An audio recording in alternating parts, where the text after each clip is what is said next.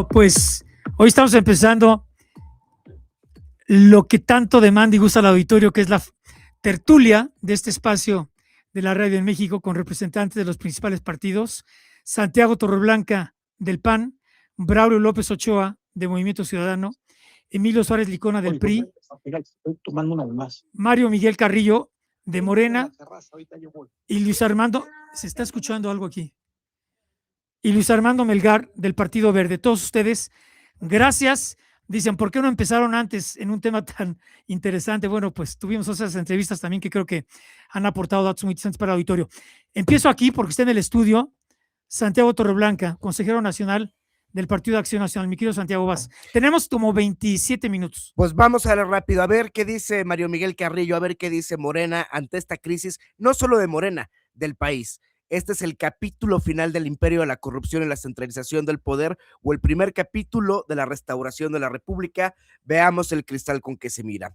Miren, hay países que aceptan el totalitarismo y la falta de democracia porque existen resultados tangibles, tal como ocurre en El Salvador. No escucho Santiago, no sé si... Que no escuchan a Santiago. A ver, ¿eres tú, tocayo? ¿Quién está? ¿No escuchas a Santiago?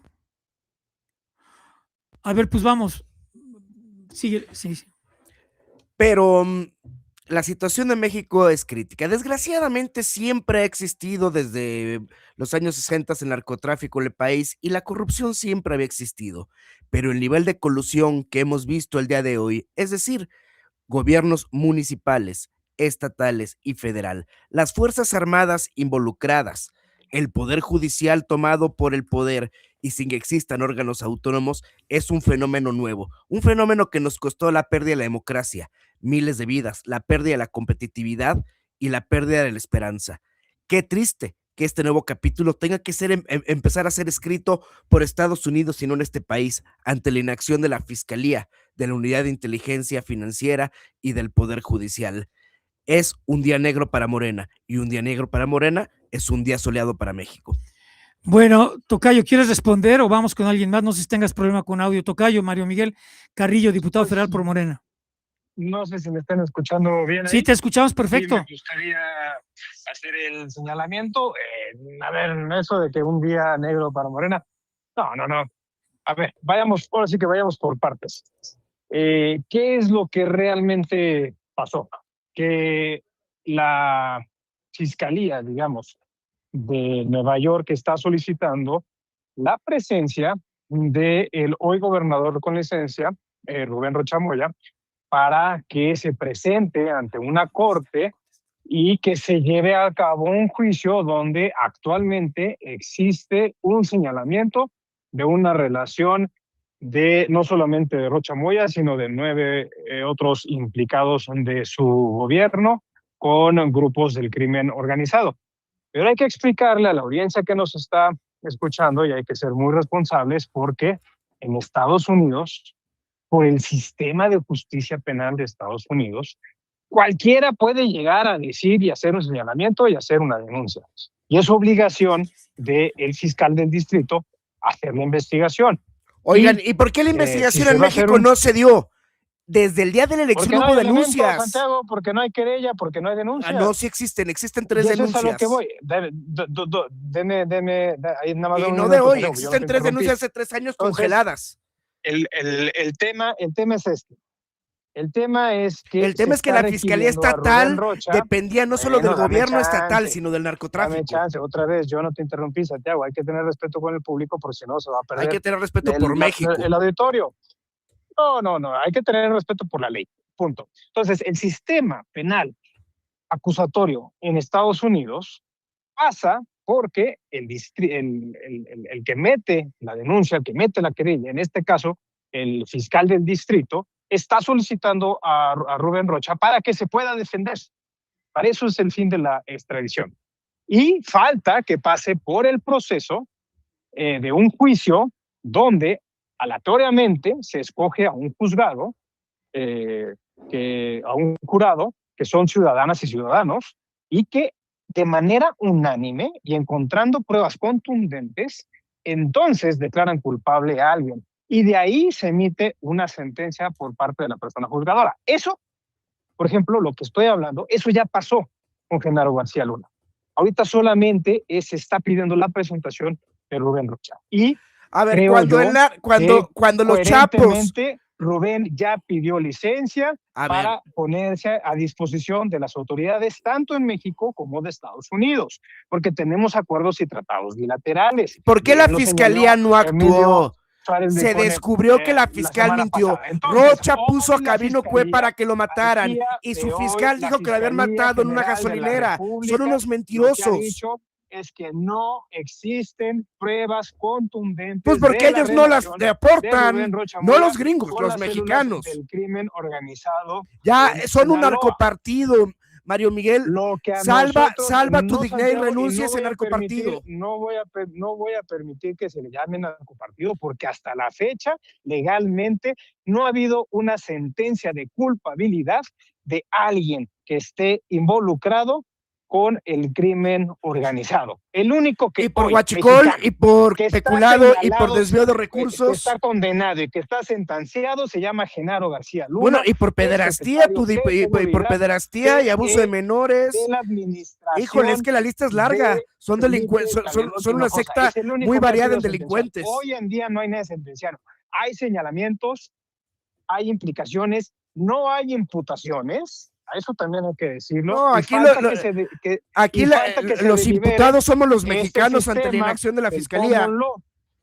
Por eso, pero y ese es en Estados Unidos. ¿Y saben qué? Si ustedes ven la solicitud de extradición, ¿saben lo que más levanta cejas? Que estén diciendo, como parte de la acusación de la administración del presidente de Estados Unidos, que hubo una colusión para que Rubén Rocha Moya se robara la elección del 2021. ¿De cuándo acá los norteamericanos están preocupados por lo que pasa en las elecciones?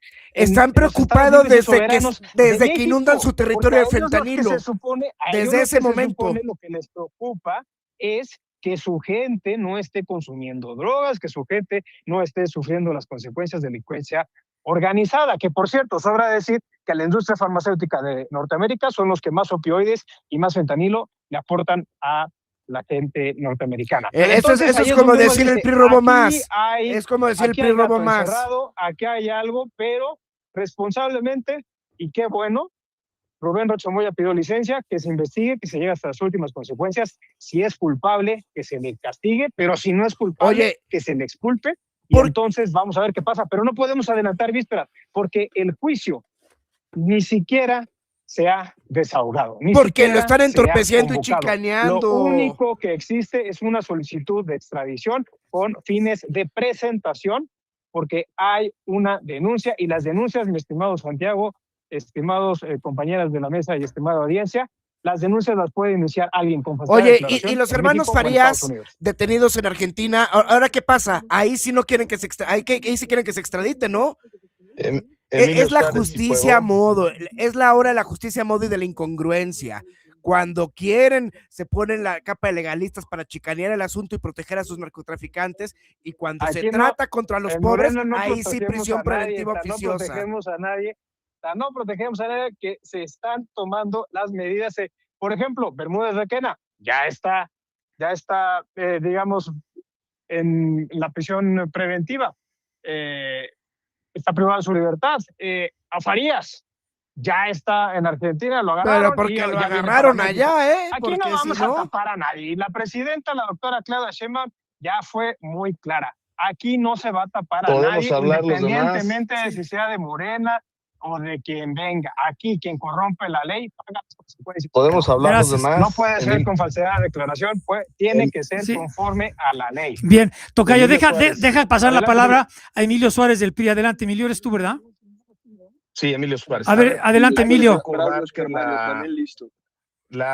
Hay una acusación formal en la Corte Sur, Corte del Distrito Sur de Nueva York. Esta corte es un espacio de liberación de justicia en Estados Unidos, donde se han sustanciado los casos más emblemáticos que sustentan el Estado de Derecho en Estados Unidos, entre muchos vinculados al narcotráfico. Hay una acusación directa, puntual, con señalamientos a Rubén Rocha y otros 9 implicados, a un senador de la República de Morena, por narcoterrorismo. Hay que decirlo. Por eso era bien importante este concepto que le metieron los norteamericanos a los narcotraficantes y terrorismo. Es una acusación por narcoterrorismo contra un gobernador de Morena, contra un senador de Morena y contra varios funcionarios de un gobernador de Morena. Lo que sucedió, porque aparte se han dicho muchas cosas imprecisas por parte del gobierno, se solicitó la detención provisional con fines de extradición por las acusaciones que existen. Es un procedimiento normal que conocen las partes mexicanas, las partes de Estados Unidos, y lo que procede, opera de facto, es que debió haber sido detenido Rubén Rocha y debió haber sido detenido el senador y debieron haber sido detenidos los 9 implicados. Después de su detención, el gobierno de Estados Unidos tiene 60 días para formalizar la solicitud de extradición donde se envían las pruebas. Hoy tenemos una Fiscalía General de la República que ya prejuzgó, ¿no? Hoy tenemos a un Ejecutivo Federal que tiene 2 opciones. O velan por los intereses de los mexicanos o velan por los intereses del movimiento de la Cuarta Transformación. Ese es el gran dilema que hay hoy. ¿Van a proteger a imputados por narcoterrorismo o van a proteger a los mexicanos y a los sinaloenses? Esa es la realidad. ¿Qué va a pasar? Ya lo anticiparon. Van a negar la extradición. Porque además déjame decirte una cosa, Oscar Mario, porque esto le impone una carga mayor de responsabilidad política al Ejecutivo Federal. Las solicitudes de extradición es una decisión, las solicitudes de extradición son unas decisiones de política exterior. ¿Qué implica esto? Que es discrecional el si se otorga o no se otorga, aun cuando se siga todo el proceso ante la Fiscalía General de la República, aun cuando un juez emite una opinión favorable o desfavorable, el Ejecutivo puede decidir si envía o no envía a alguien que es imputado. De ese tamaño es la responsabilidad que tiene hoy el gobierno mexicano para proteger, para cuidar a 9 narcoterroristas que están acusados en Estados Unidos o mandarlos a la justicia. Porque además, déjame decirte algo, cuando se trasladaron a cerca de 90 mexicanos vinculados al narcotráfico, no hubo mayor trámite que resubirlos a un avión y enviarlos. No se les dio garantía ni siquiera ante un juez. Entonces, hoy nos preguntamos, ¿por qué protegen a un gobernador? Hay que enviarlo y que se defienda en las cortes de Estados Unidos. Porque además, un tema que es bien importante, y lo he dicho yo muchas veces en este espacio, lo que está en juego es más allá de si meten a 9 personas más Rubén Rocha implicados a la cárcel. Está en juego la credibilidad de México. Y en que esté en juego la credibilidad de México, está en juego las vidas de muchos mexicanos, la economía de muchos mexicanos. El país en el 2025 creció solo 0.7%.